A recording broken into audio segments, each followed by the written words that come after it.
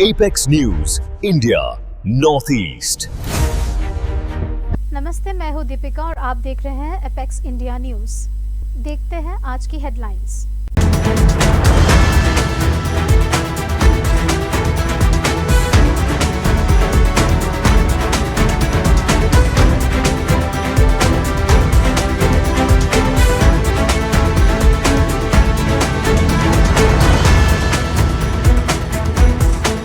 अब खबरें विस्तार से। संविधान बिल 2026 राज्यों के विधानसभाओं के साइज और संरचना में बड़े बदलाव का प्रस्ताव रखते हैं। इस बिल के तहत डीलिमिटेशन प्रक्रिया को दोबारा शुरू किया जाएगा और 1976 से लागू जनसंख्या आधारित सीट पुनर्विनियोग पर लगी संवैधानिक रोक को हटाया जाएगा। ये बिल 16 अप्रैल से शुरू होने वाले संसद के विशेष सत्र में पेश किया जाएगा। यदि ये पास होता है तो राज्य विधानसभाओं के सीट्स की संख्या में बदलाव होगा और जनसंख्या का आधार पर नया कॉन्स्टिट्यूएंसी बाउंड्रीज तय की जाएगी। सम्राट चौधरी ने एनडीए विधान दल के नेता चुने जाने के बाद बिहार के मुख्यमंत्री के रूप में शपथ ली है। इसके साथ ही वे बिहार में बीजेपी के पहले नेता बन गए हैं जो इस पद पर पहुंचे हैं। उन्होंने नीतीश कुमार के राज्यसभा चुनाव जीतने के बाद दिए गए इस्तीफे के बाद पद ग्रहण किया। इससे पहले वे डिप्यूटी चीफ मिनिस्टर और होम मिनिस्टर के रूप में सेवा दे चुके हैं।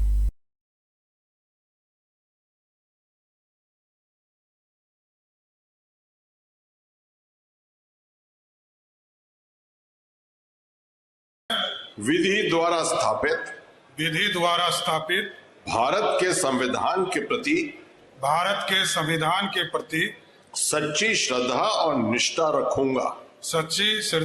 निष्ठा रखूंगा। मैं भारत की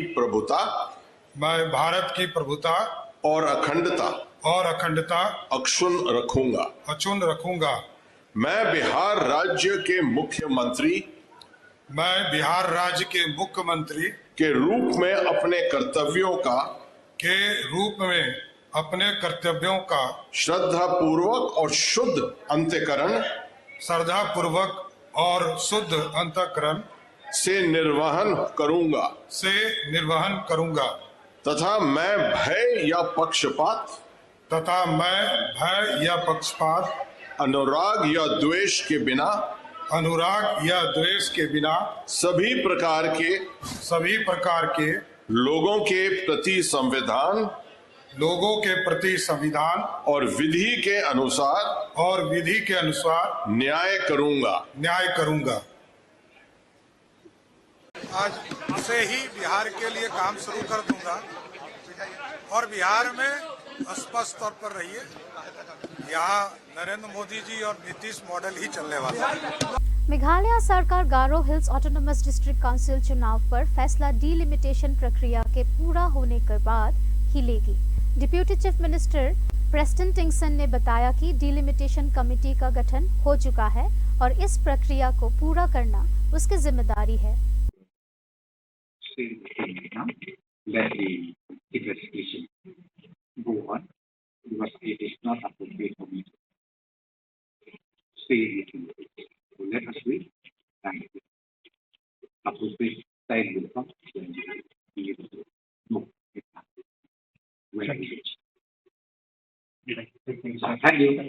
मेघालय के मुख्यमंत्री कनराड के संगमा ने मिशन 10 फ्रेमवर्क के तहत कई उच्च स्तर की समीक्षा बैठकें की। इन बैठकों में इंफ्रास्ट्रक्चर विकास, पर्यावरण संरक्षण, सांस्कृतिक अनुसंधान और नेशनल गेम्स 2027 की तैयारियों पर जोर दिया गया। मुख्यमंत्री ने अधिकारियों को तेज और परिणाम केंद्रित काम करने का निर्देश दिया। No, there was no specific urban infrastructure development as such. It was overall to look at the cleanliness, beautification, and just enhancing the overall work that we're doing already in Shillong, and how to improve it and make it better. We had one more meeting. Yes, we had a meeting with MTC where we had. There were 6 meetings. So apart from the 4 which I've mentioned to you, we had the 5th meeting which was with the Meghalaya Transport Corporation, and where we discussed about the different assets that the Transport Corporation has and how we could improve and ensure that we can use it in a much more effective manner. And the last meeting, the sixth meeting, which was also a very, very important meeting, is as you're aware that we have put up 2 committees specifically to look into the Khasi Jaintia and one committee to look into the roots of the Garo tribe. So therefore one committee that looks. So if you can tell us about the meeting that you had today, about you. Today I had a series of review meetings. One we had regarding the beautification and the overall cleanliness and other urban projects in Shillong, Jowai and Tura, and it was in line with the work that we've already started, but how to make it even better. So how we would involve the community, support the community and work with the community to ensure that Shillong cleanliness is improved, waste management is improved, our overall water, the waste which is not being managed in the way it should be can be improved. So multiple aspects on this was discussed. Number 2, we discussed about the national games and the preparation for the national games. So there was a separate second review which took place about the national games. We went into all the details about infrastructure, accommodation, transport, the number of athletes and sports persons who will be coming, different sports, in which locations it will be held, so on and so forth. All the details of the national games were discussed.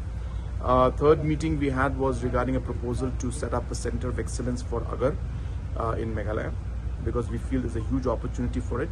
So we went into detail about the presentation and how we will build up the entire center of excellence. The fourth review we had was the forest department, where all the different aspects of forest and the different wings that are there of the forest department, different aspects of revenue generation, how to increase the revenue generation and overall improvement of the forest department were discussed in that meeting. And we also had which was another meeting, I'm sorry, there's so many meetings we had, and there was one more meeting that was there. I'll just double check and I'll get back to you. So but these are the main four departments that were there. Sir, you have. मुख्यमंत्री कनराड के संगमा ने green take foundation के कार्यकर्ताओं के साथ Taj Umiam resort and spa project के विरुद्ध को लेकर बात करने से इनकार कर दिया है। उन्होंने कहा कि निर्माण ऑर्किड बड़ापानी के मौजूदा स्थल पर ही होगा और द्वीप के पर्यावरण और इकोसिस्टम को सुरक्षित रखा जाएगा। Although you have said that no permanent structure will be there, but still they are not satisfied with the thing. Yes, in fact it's quite unfortunate that they are not satisfied with it, because that is the fact of the matter. The fact, as I said, I repeat, the construction is going to take place in the current location where the Orchid Parapani is there. That is where the actual construction of the hotel will take place. It's a lease that has been given to the concerned agency from the government side. So it's a long-term lease, and the island is going to be maintained. Its ecosystem is going to be maintained. Its environment is going to be maintained, and it is going to be a kind of a unique experience for the tourist to be able to go and experience the island. So that's really what the purpose is. As I mentioned, yes, there could be, like before, there were certain temporary infrastructures, some small huts were created earlier with bamboo and natural stuff. That's the kind of stuff, in case tomorrow some event needs to be organized there to give it that special moment, so temporary structures which are mostly going to be natural based, without impacting the environment there, is going to be done. We have made that clear in our agreement also, and we have communicated again to the concerned companies who are going to be involved in this project, that no permanent construction will be allowed in the island. So I think the matter is quite clear. There is no need for any confusion, and the concerned people who are concerned about this particular aspect, they can be rest assured that no such construction will take place. And we urge them that they should cooperate and they should work This is for the larger development of tourism in the state. Their concerns have been addressed. Their concerns, in fact, were already addressed. From day one, we've made it very clear that there will not be any construction there. And therefore, there was no issue actually from day one. Even now, there is no issue. So there is no need for any kind of... खासी students union लबन circle ने lower लुम्परिंग में एक धार्मिक स्थल को बंद कर दिया है, ये आरोप लगाते हुए कि ये बिना अनुमति के बनाई गई गैर कानूनी मस्जिद है।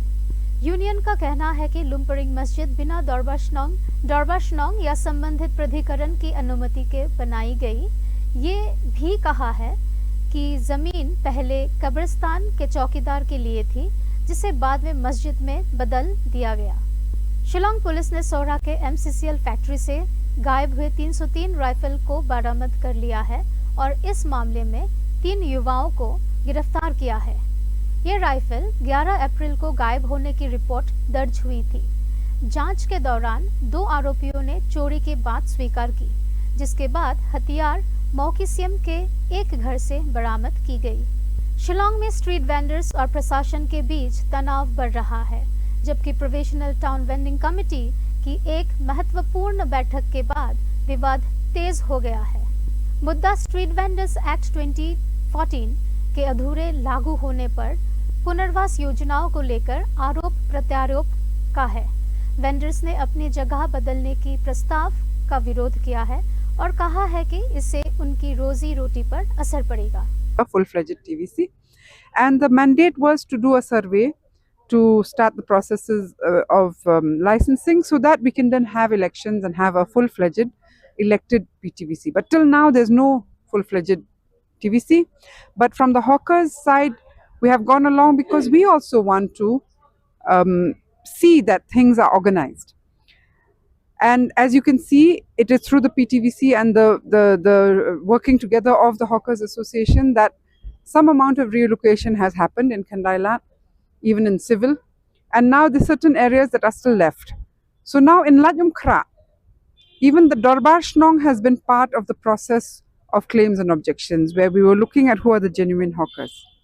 And the Darbar Shnong itself also has proposed certain areas. They had proposed this road from Fire Brigade in front of the old Adventist church up to that point leading to the road, joining the road going to Nong Thamai. They had proposed health complex for food vendors. They had proposed the street which is going down to Lyndhurst Estate down to Nipko. They were all part of this. But now unilaterally they have had a meeting with the chairperson of the PTVC, who is also the CEO municipal, and informed that they will now no longer give those places. So the big question is that who are they also, in the sense that authority, when it has to do with implementing of the Street Vendors Act 2014, lies with the TVC. All of us are members there. We had agreed. National security adviser Ajit Doval ने गुजरात में कहा कि युद्ध का मुख्य उद्देश्य दुश्मन का हौसला तोड़ना होता है। उन्होंने ये भी कहा है कि राष्ट्रीय सुरक्षा सिर्फ सेना या एजेंसीज की नहीं, बल्कि हर नागरिक की जिम्मेदारी है। मकसद होता है कि हम अपने प्रतिद्वंदी की मनोबल को तोड़ सकें, ताकि वह हमारी टर्म्स पर संधि और हमारी बातों को स्वीकार कर सके। इस मनोबल को बनाने में जो हमारे जनता होती है, जो हमारे जनमानस होता है, उसके अंदर में अपनी सुरक्षा के प्रति कितनी जागरूकता है, इसका बहुत अधिक महत्व होता है। आज बहुत समय के बाद, इतिहास के समय के बाद हम देख रहे हैं कि भारत में एक नई जागृति आई है। राष्ट्र की सुरक्षा सारे देश का दायित्व है। ये केवल सेना के बलों का या पुलिस वालों का या इंटेलिजेंस का ही मात्र कार्य नहीं है, ये सबका सामूहिक बल है और आप सबकी सामूहिक शक्ति ही मिलकर एक राष्ट्रीय मनोबल बनाती है। इटाली के प्रधानमंत्री जॉर्जिया मेलोनी ने पूर्व यूएस प्रेसिडेंट डोनाल्ड ट्रंप के पोप लियो 14 पर किए गए टिप्पणियों को अस्वीकरणीय बताया है। ट्रंप ने पोप की क्राइम और फॉरेन पॉलिसी पर आलोचना की थी, जबकि मेलोनी ने कहा कि शांति की बात करना और युद्ध के विरोध करना पॉप का कर्तव्य है। Esprimo la mia solidarietà a Papa Leone, le dico di più, francamente io non mi sentirei a mio agio in una società nella quale i leader religiosi fanno quello che dicono i leader politici, diciamo non in questa parte del mondo, ecco, per cui non sono stata d'accordo e ve l'ho detto. Saudi Arabia के विदेश मंत्री Prince Faisal बिन फरहान ने कहा है कि America पर निर्भर रहने का दौर समाप्त हो चुका है। उन्होंने अमेरिका की अपनी देश की सुरक्षा में कठिनाइयों का हवाला देते हुए उसकी क्षमता पर सवाल उठाया।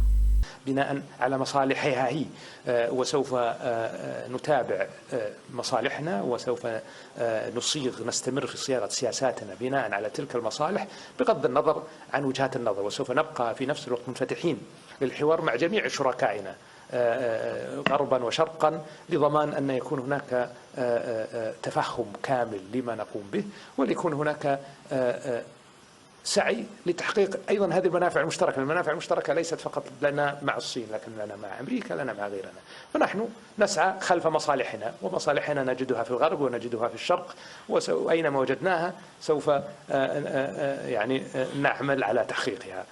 चाइना ने अमेरिका के साथ बढ़ते तनाव के बीच स्पेन का मजबूत समर्थन किया है। राष्ट्रपति शी जिनपिंग ने कहा कि स्पेन इतिहास के सही पक्ष पर खड़ा है और विश्व शांति के लिए सहयोग पर जोर दिया।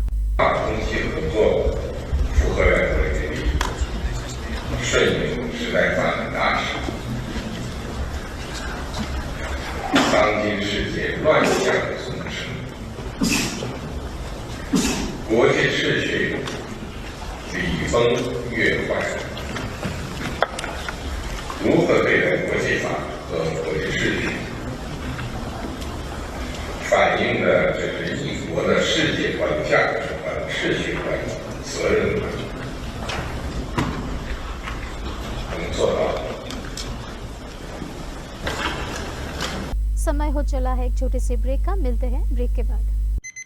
Start your day with a move. For health, move. For love, move. And for the passion, move. Move, move, move. When there is movement, there is life.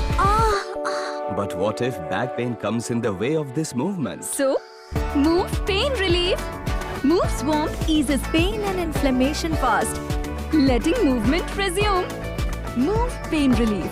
When there is move, there is movement.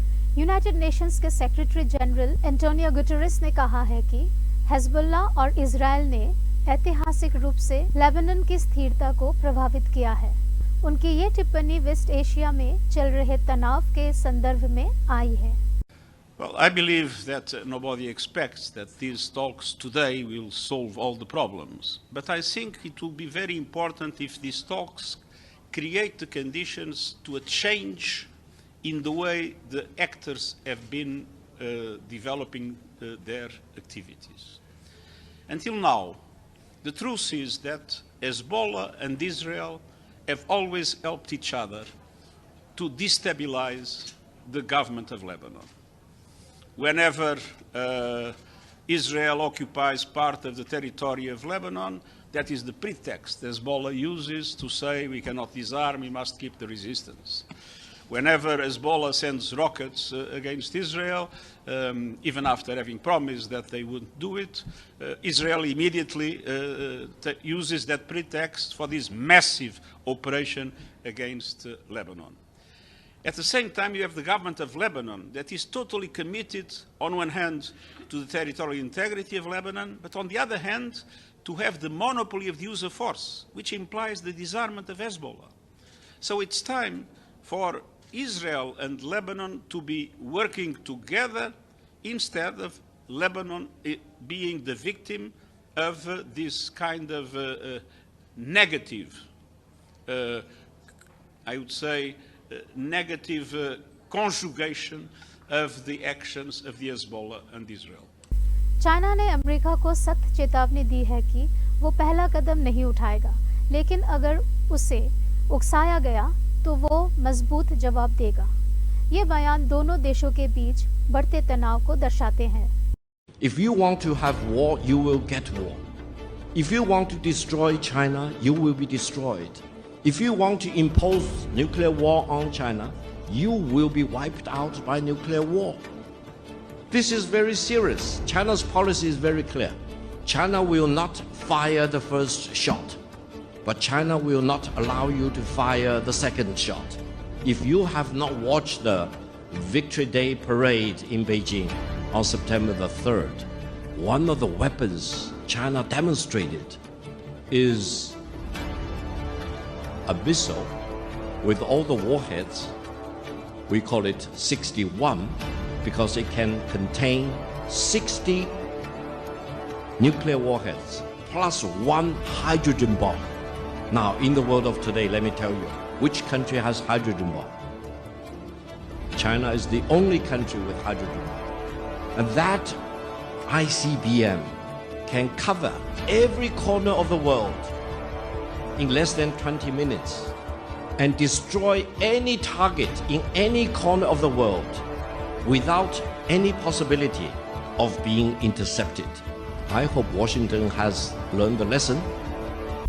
Miss India 2024 Nikita Porwal ने women's reservation bill का समर्थन किया है और इसे देश के लिए सकारात्मक कदम बताया है। उन्होंने कहा कि छोटे प्रयास भी बड़े बदलाव ले आ सकते हैं। तो जब भी हम हमारी नारियों को सशक्त करने की बात करते हैं, उनके लिए इस तरह की कुछ मुहिम निकाली जाती है, तो सिर्फ एक नारी का भला नहीं होता है। जितने परिवारों में जाती है, जहाँ से वो आई हैं, जिस घर में शादी करके जाएंगे या नहीं भी जाएंगे, अपने आसपास जितने भी लोग रहेंगे, उनकी जो फैमिलीज जो एक्सपैंड करती है, उनका भला होता है। तो मुझे लगता है किसी भी देश की प्रगति का सबसे बड़ी नींव होती है उनके बच्चे और उनकी नारियों का सशक्तिकरण। और आज हम इस बिल के द्वारा देख पा रहे हैं कि ये बहुत सफल रूप से होगा। सो मेरी तरफ से पूरा सपोर्ट है, मेरी तरफ से बहुत आभार है हमारी सरकार को जो इतने एक थॉटफुल डिसीजन के साथ हमारे सामने एक एम्पावरमेंट का बिल लेके आ पाई हैं।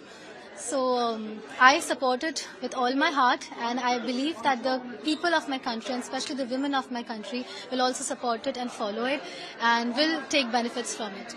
प्रधानमंत्री का कहना है कि वुमेन-लेड डेवलपमेंट की जरूरत है, समय की जरूरत है। आप क्या कहना चाहते हैं? किसका जरूरत? वुमेन-लेड डेवलपमेंट की जरूरत। इटली ने इजराइल के साथ अपने रक्षा समझौते के ऑटोमेटिक रिन्यूअल को रोकने का फैसला किया है।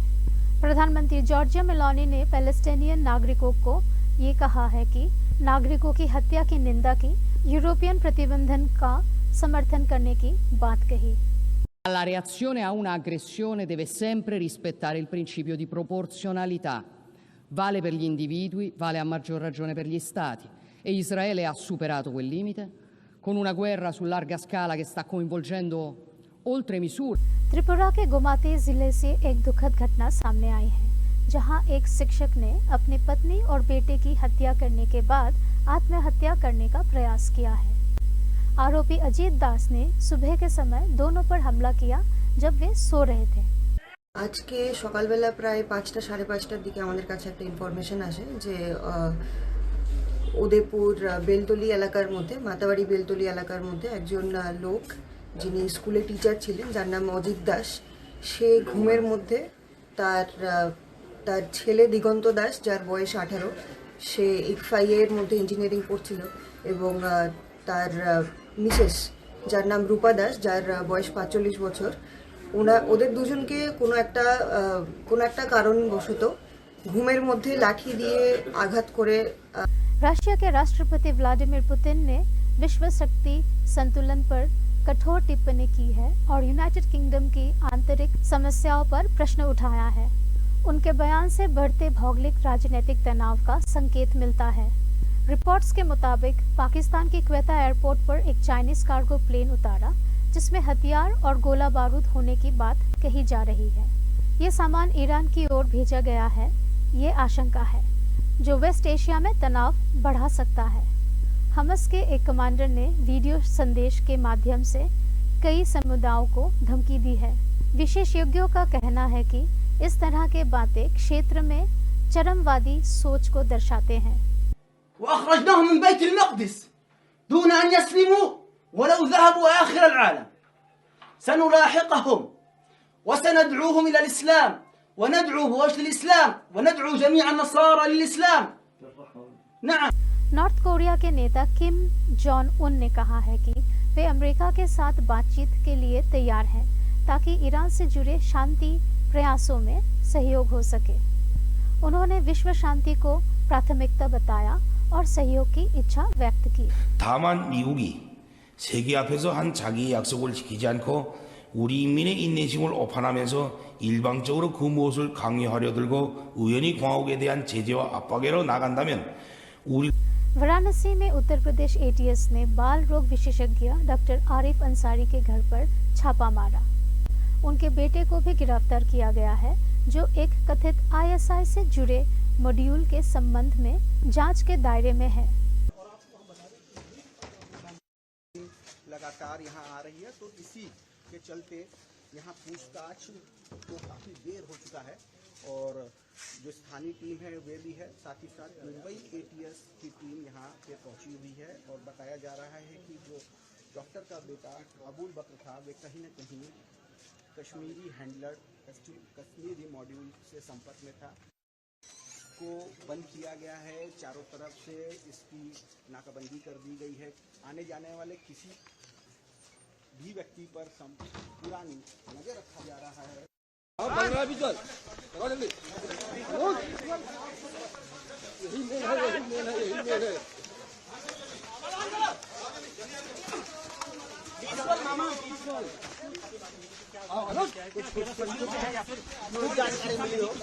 मध्य प्रदेश के सीधी जिले में अंबेडकर जयंती के दौरान हिंसा का घटना सामने आई। एक समूह ने एक परिवार पर हमला किया, संपत्ति को नुकसान पहुंचाया और बाद में पुलिस स्टेशन पर भी हमला किया, जिसमें कई लोग घायल हुए। जो आपके घर पर यहाँ बवाल जो पत्थर बरसाए गए घर के अंदर, कैसे हुआ है? कौन लोग हैं जो इस तरह किए हैं? ये पत्थर आपस में झगड़ा कर रहे थे पार्टी वाले, और तो वो एक आदमी को मार रहे थे। बचाने के लिए आप गए थे? नहीं तो हम नहीं जानते कौन है वो, वहाँ वो पड़ा था। तो जो और 25-30 आदमी इधर थे उसी पार्टी के, एक दूसरे को मार रहे थे। तो हमारे दरवाजे पर फट फट फट फट हुआ। पत्थर बरसा रहे थे? पत्थर बरसा रहे थे। तो हम हार्ट के मरीज हैं, आरामे करते हैं, डंडे के सहारे चलते हैं, 80 वर्ष मेरी उम्र है। तो हम कहा हमारे दरवाजे को कौन पीट रहा है?